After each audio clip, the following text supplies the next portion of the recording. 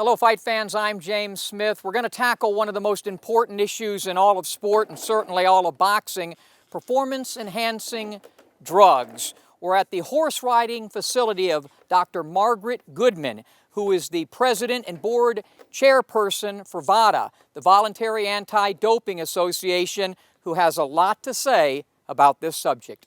Whatever goes on in sport permeates into boxing, obviously, performance-enhancing drugs. And it's something you're passionate about. You're the president and board chairman of VADA. Tell us about VADA.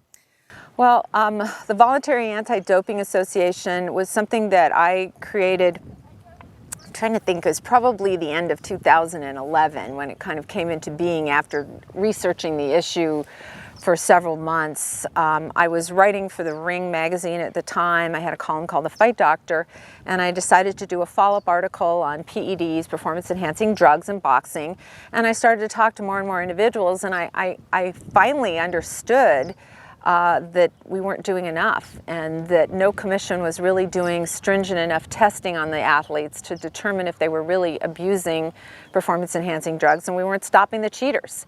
And just testing fighters before or after a fight right then and there with inadequate drug panels, not including the substances that fighters are using, was no way to really determine if we were catching the cheaters or not. It was like the tip of the iceberg. If somebody turned up positive, and I still believe that the case, if they turn up positive, it's a rarity, and you're missing probably, I don't know what the percent would be, but you're missing most of the athletes that are using.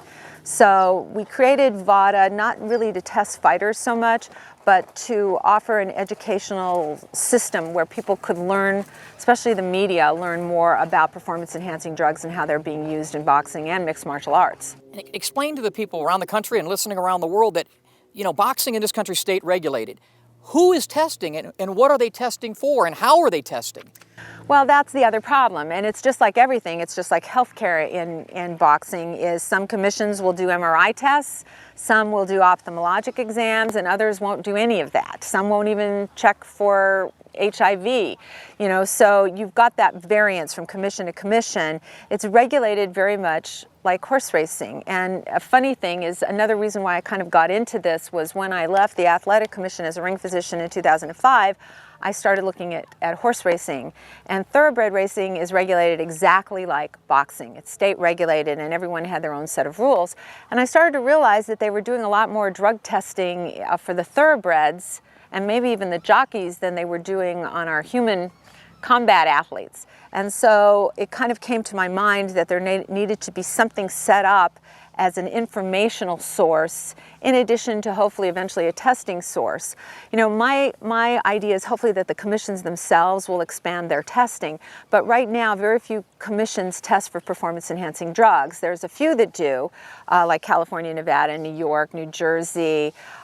Some of those states do, but their panels are antiquated and don't test for the right things, and so you're really not catching the individuals. So hopefully there'll be some uniformity to it down the road. Well, let's talk about Las Vegas. This is the mecca of boxing. And we have so many championship fights. How's the testing? How is it run here? Well, I think it's a lot better than it used to be. For example, when I was on the commission, we would really only test a fighter after the fight. Not every fighter was being tested. And as I understand, more and more athletes are being tested. I think in some instances they're testing every fighter on a card, which is great. But where I think that things need to be changed is they need to do much more than they're doing as far as unannounced testing. And when they do unannounced testing, if you're giving an athlete 24 to 48 hours to show up at a lab, sometimes things can be out of their system by that time. So I think the testing really needs to be classic unannounced testing where someone just shows up on your doorstep, maybe just calls ahead and say, I'm on my way, and shows right up at your doorstep. And it needs to include blood and urine, and it needs to include things like erythropoietin or EPO, which is a blood booster that athletes will often use or abuse to increase their blood count. We need to look for human growth hormone. We need to do more stringent testosterone testing for anabolic steroids. So there's a lot of different things. The panels themselves need to be improved. What is the difference though, with urine and blood? What will and won't urine show that perhaps blood will? And because I know blood, everybody tells me that if you're not doing blood, forget about it. No, and that's not true. Urine testing can be more beneficial in many instances. For example, you need urine testing if you're testing for EPO. You can do it in the blood, but it's not going to really be able to differentiate synthetic from what's your own, erythropoietin levels. So you really have to do that in the urine to really be accurate. Human growth hormone has to be done through the blood. The other thing that you have to do in the blood is look at blood counts, because if you want to find out if someone's really blood doping, you have to see transitions or changes in someone's blood count. Is it increasing over a period of time?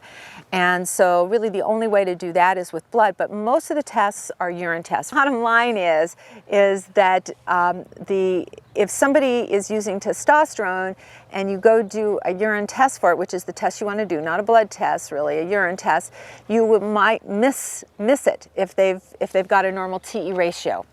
But the test that we do, and we do it on every time we test an athlete, is the CIR test will discover whether or not somebody is using irrespective of that. And we can detect that much more easily than you can in a regular testosterone test. So our testing is very stringent, and we do unannounced random testing. So, we'll show up on somebody's door. So it sounds like that's the key. What VADA is doing is the random testing, so you don't alert, would be like the police alerting the criminal. Yeah, and a combination of urine and blood, because it's gotten so damn sophisticated, as you're pointing out. I mean, how can a state regulation in West Virginia do the type of test that would really expose PED use?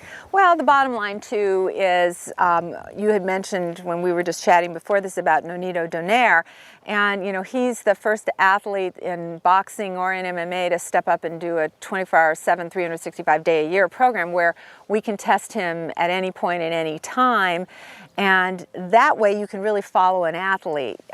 There is something called a biological passport that has been developed through the World Anti-Doping Agency, which will follow an athlete's parameters, such as their blood or their chemistries, and even for performance-enhancing drugs, you can follow them over time.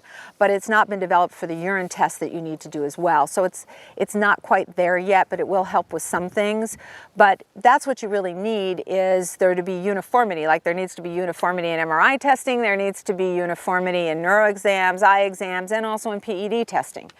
Nonito's a good friend of the show of mine, and I think it's fantastic that he's doing that. Explain though, how does this work? Does the fighter incur the cost? How does this work with VADA? Well, it can be different. I mean, we're a nonprofit. It can be written off as a business expense. The athlete can donate. They can have sponsors that donate for them. We've had some instances where promoters have paid for the testing, so it can really vary. We've paid, some of the people on the board, including myself, has often paid for some of the testing. So that can vary. Is it an expensive process? It's an expensive process. Routine anabolic steroid panel, I think, can cost a couple $100. But one of the tests that we do, that CIR test, can be $450, so it's very expensive, but you're getting more bang for your buck. It's interesting, because Lamont Peterson, who tested positive, he was on ESPN saying that he supports VADA, couldn't do it this last fight, and he brought that up. He said because it wasn't a money fight for him, otherwise he would love to go back. What do you think of a situation like his where he blamed it on a situation where he truly didn't know? He did test positive, but he said he was low on testosterone. Is that a situation? And that's, I guess, where the education or lack thereof comes in. Yes, I mean, bottom line is, and that's another whole aspect of what the importance of VADA is, that an athlete needs to know what they're putting in their body. And that was another reason why we created this, was that we felt that more often than not, the athletes didn't know what they were taking, why they were taking it. Someone was either giving it to them or telling them it would help, and they didn't really understand what was illegal and what was not, what was prohibited and what is not. And so obviously it comes down to the athlete themselves. I mean, a doping offense is a doping offense, whether you did it intentionally or not. It's just like if you run through a stop sign and a cop stops you, it doesn't matter if you didn't see it. So it's the important thing is for them to know what's legal and not. And so it comes down to them. But that's one other thing that we want to do. We also offer assistance for athletes that have been using drugs, especially performance-enhancing drugs. We have a psychiatrist, psychologist, part of our group that's willing to counsel them and help them seek help when they need, because it's sometimes withdrawing off of some of this stuff is just as bad as withdrawing off of other, illegal drugs. So it can be very difficult. So we want to have some kind of resource for them, and it's obviously anonymous, and they can contact these individuals. So You've been around this sport a long time. You've been around a lot of high-profile fighters. How big a problem do you think performance-enhancing drugs is in boxing right now? I don't think I can answer that. I think it's a big problem. To say any kind of percentage would be ridiculous because I don't have that information. And, sometimes people say, well, one thing that I would always hear was that fighters would come up to me and say, I've heard so-and-so's using this or so-and-so's using that, and who's to say whether that's true or not. But I hear all the time that these things are available in the gyms. They just did a study at the University of Minnesota that came out the end of last year, and it showed that up to 7% of teens, average age, I think 15 or 14, were using anabolic steroids. And I think it was up 4.5% of girls, average age 14 or 15, were using anabolic steroids. So that tells you there's a problem that's being ignored and not dealt with. And that's where it's starting. And and all these boxers and MMA athletes, they're supposed to be people that these kids can look up to. And if they're using these drugs, it's just like in the problems they're having in baseball. If they're using these drugs, then what kind of benefit is that to these kids? They're going to think they need to do the exact same thing. Well, greater than that, too. You're right, because in baseball it affects the integrity, whether or not Hank Aaron's the home run king or Barry Bonds. In football, it certainly can lead to probably more serious injuries because the guys are bigger, stronger. But in boxing or MMA, you're talking about it could life or death. Well, it's always that way. These sports are inherently dangerous, and then you add performance-enhancing drugs to the mix, it makes it that much worse. So yeah, the importance is there, and the athletes should serve as examples to these young people, especially now we're seeing with MMA, they're starting to have programs for younger kids in high school, I believe. So it's even more important that the athletes serve as examples of good things and not bad things like that. You have a trained eye, you've been around the sport a long time, and I got to ask you the questions. We're in a social media world now. Manny Pacquiao has been under suspicion forever in a day. When you look at Manny Pacquiao from when he started, I don't know whether you worked any of his fights or not, but till now, obviously that, according to Floyd, that's why he didn't fight him. It was because, or when you look at a guy like Juan Manuel Marquez, who in his fourth fight scored 2 knockdowns and knocked Manny Pacquiao out cold and came in chiseled, not even looking almost like the same guy. With your eye, does it raise concern? Does it raise an eyebrow as this guy should be under suspicion because of the body and the look and the things that we know about guys at that age? Well, let me put it a different way. I think it's sad that there is a suspicion out there on any of these fighters. I can't tell you who was using and who was not unless, you've got positive tests. But I think that one thing that's important to understand is it may not always be the chiseled guy. That a lot of these drugs don't necessarily make somebody come in and look superhuman or make it so that they can change weight classes or add muscle mass. A lot of these drugs just change their endurance or help their ability to recover from injury. And I think that's when a lot of them are being used, is just to recover from injury. So I think that if we hang our hat on just what someone's appearance is or not, then we're really missing the boat. I think that I don't want to say that every athlete, of course they're not, under suspicion of using performance-enhancing drugs, but I think that it's not always the picture of the person that we imagine. Years ago, I think it was around 2001 or 2002 when Nevada started a short pilot program before they actually started testing for anabolic steroids.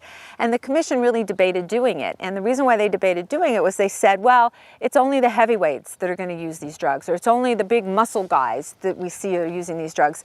And that just certainly isn't the case. You can see it in the smaller weighted fighters. You can see it in the fighters that don't have a lot of muscle mass. They're maybe using diuretics to lose weight, which is another problem. Or they're using the diuretics to mask anabolic steroids. And so it may not be somebody that looks like this fit, muscular person. Sure, a lot of these drugs can make you look better, but a lot of them just change your endurance level. It seems to me like, with what we've spoken about already, that the promoters, the networks, the states, that everybody should get involved, and there should be maybe satellite programs of a VADA set up that, and it's certainly for championship fights and things where, the integrity of the sport's involved. It just seems to me, with what you're explaining, it's just gotten too sophisticated for states to regulate it without bringing something in like, what you folks do.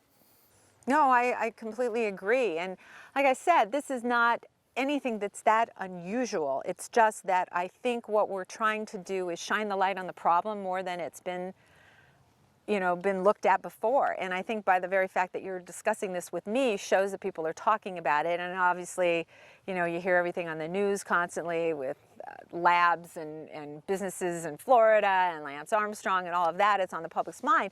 But for years, people just didn't think that boxing would be a sport that would involve themselves in this. And every sport is at risk for this because everyone wants to excel, everyone wants to do better. I mean, it's just inherent in the competitive nature. But I think what athletes need to learn is that they can do it clean. They don't need to use all this stuff to be successful. And by some examples, you can look back to somebody like Fernando Vargas. I mean, it doesn't prevent you from getting knocked out.